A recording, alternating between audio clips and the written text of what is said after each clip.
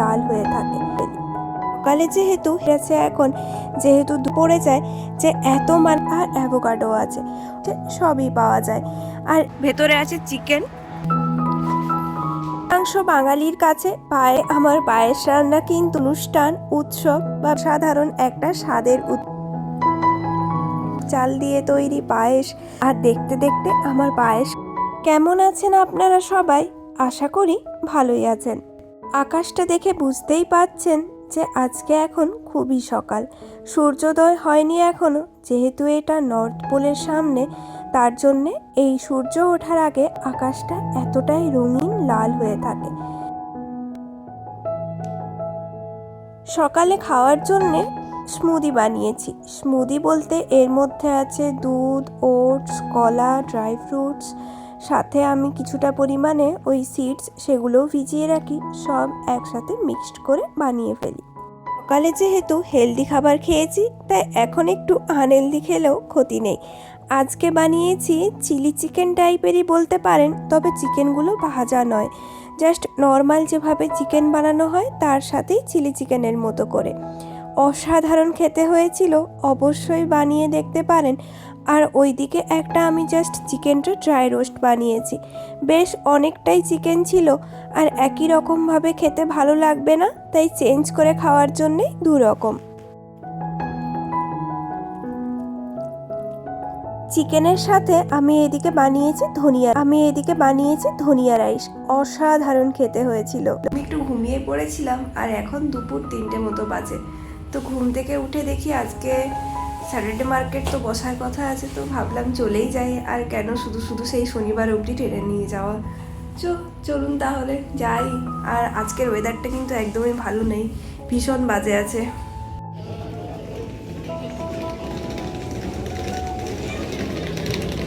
গুটি গুটি পায়ে হাঁটতে হাঁটতে আমি মার্কেটে পৌঁছে গেছি। মার্কেটে প্রচণ্ড ভিড় আছে এখন, যেহেতু দুপুরের টাইম, আর খানিকটা সময় পরে মার্কেট উঠে যাবে, তার জন্য এত ভিড়।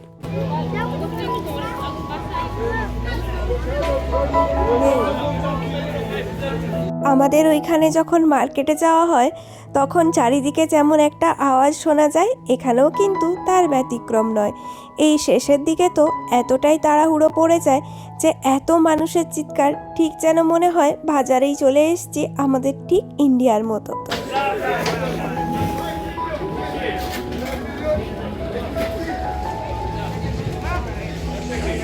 তবে এখানে বাজারে আসার মানুষের রূপটা একটু আলাদা।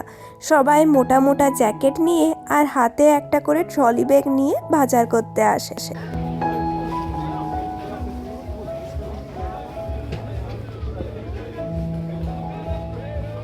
ওই যে দেখুন, কলাগুলোও বেশ ভালো লাগছে, আম পাওয়া যাচ্ছে, আর অ্যাভোকাডো আছে। অনেকগুলো একসাথে পাওয়া যাচ্ছে যখন এই দোকান থেকে, চলুন কিছু জিনিসপত্র নিয়ে নিই।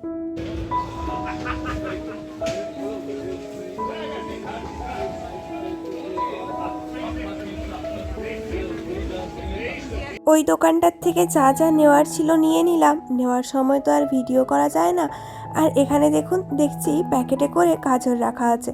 খুব একটা পছন্দ হলো না, তাই নিলাম না। আর এই দিকটাতে দেখুন, এখানে জিনিসপত্র অনেকটাই সস্তা পাওয়া যায় অন্য জায়গার তুলনায়। আর এখন দেখছি ইন্ডিয়ান দোকানও বেশ 4-5টা মতো বসে। এখানে তো সুন্দর ভেন্ডিও পাওয়া যাচ্ছে, পালং শাক, গাজর, টমেটো, বিনস, করলা, উচ্ছে সবই পাওয়া যায়। আর এই যে এই দোকানটার থেকে আমি একটা কিপ লুম্পিয়া নিলাম। চলুন খেতে খেতে এবারে বাড়ির উদ্দেশ্যে যাওয়া যাক। খরিদ লিয়া একটা কিপ লুম্পিয়া কিনলাম। এটা এখানে একটা বিখ্যাত খাবারই বলতে পারেন, প্রায় সব জায়গাতেই পাওয়া যায়। ভেতরে আছে চিকেন আর কিছু সবজি দিয়ে একটা পুর, আর ওপরে ময়দা দিয়ে তৈরি একটা ওই রোল টাইপের। হাই, আমি বাড়ি পৌঁছে গেছি। দাঁড়ান, এই যে বাড়ি থেকে বাইরে যাওয়ার সময় বা ভেতরে আসার সময় এই ক্রিসমাস ট্রিটা দেখলেই মন ভালো হয়ে যায়।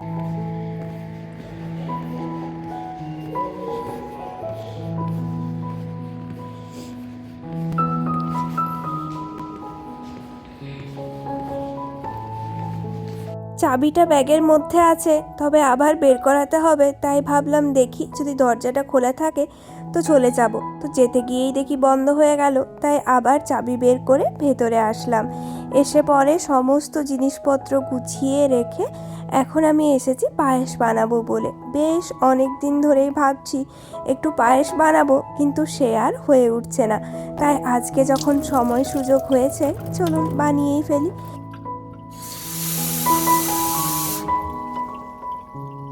পায়েস কিন্তু শুধু একটি মিষ্টান্ন নয় বাঙালিদের জন্যে। বাঙালির জীবনে এটি এক গভীর আবেগ এবং সংস্কৃতির অবিচ্ছেদ্য অংশ। বাঙালির যে কোনো শুভ অনুষ্ঠান, উৎসব বা বিশেষ মুহূর্তে পায়েস কিন্তু অপরিহার্য। নতুন বছর, জন্মদিন, অন্নপ্রাশন বা কোনো নতুন কাজের শুরু, সব কিছুতেই পায়েসকে শুভ মনে করা হয়। নতুন সূচনার আনন্দে মিষ্টিমুখ করার জন্য পায়েস সেরা। আমাদের উৎসবের বিভিন্ন সময়ে পায়েস তৈরি করা হয়, আর এটি উৎসবের আমেজকে আরও অনেক বেশি বাড়িয়ে তোলে। অধিকাংশ বাঙালির কাছে পায়েস মানেই মায়ের হাতের রান্না বা ঠাকুমার স্নেহের স্মৃতি। এর স্বাদ শৈশব ও পরিবারের উষ্ণতার কথা মনে করিয়ে দেয়।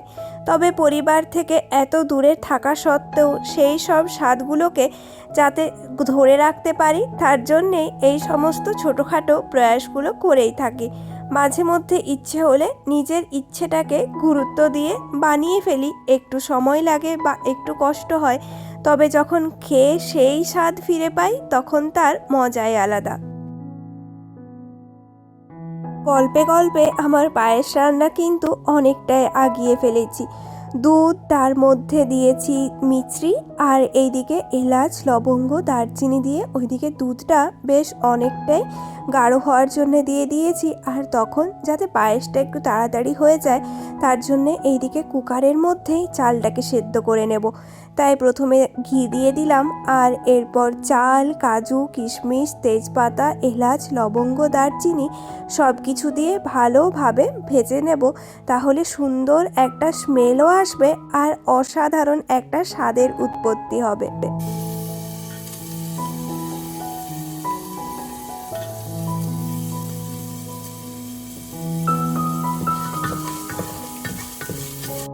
পায়েস বানানো খুব একটা জটিল কিছুই নয়, খুব সহজেই পায়েস বানিয়ে ফেলা যায়।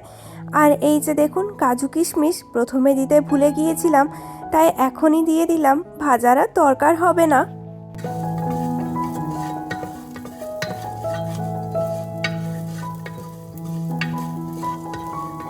চালটা একটু ভাজা ভাজা হয়ে যাওয়ার পর আমি জল দিয়ে দিলাম অল্প পরিমাণে, যাতে দুধটা উতরে না পড়ে। এরপরে চলুন দুধ দিই।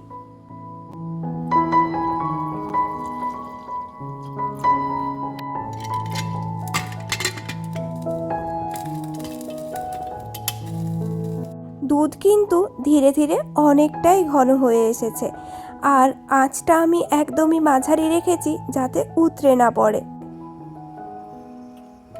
এইদিকে আমার পায়েস কিন্তু সেদ্ধ হয়ে গেছে। এরপরে এই সেদ্ধ হয়ে যাওয়া চালটাকে আমি ওই গাঢ় হওয়া দুধের মধ্যে দিয়ে দেব।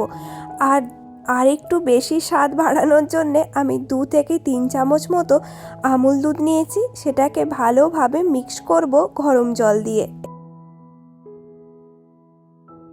একদম ক্ষীরের মতো দেখতে লাগছে। দুধের কালারটা সুন্দর একটা হলুদ বর্ণ ধারণ করেছে। দেখেই যেন মনে হচ্ছে অসাধারণ কিছু একটা তৈরি হতে চলেছে।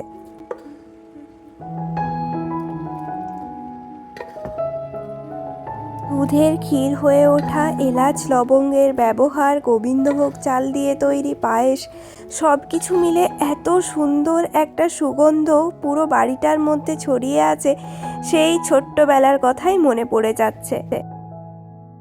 একটু গোবিন্দভোগ চাল আর কাজু পেস্ট করে রেখেছিলাম, সেটাও দিয়ে দিলাম। আর দেখতে দেখতে আমার পায়েস কিন্তু একদম তৈরি হয়ে গেছে। আমি কিন্তু একটু টেস্ট করে দেখেছি, অসাধারণ খেতে হয়েছে। তাহলে চলুন আজকে আমার ভিডিওটা এর সাথেই শেষ করলাম। যদি ভালো লাগে অবশ্যই একটা লাইক করবেন।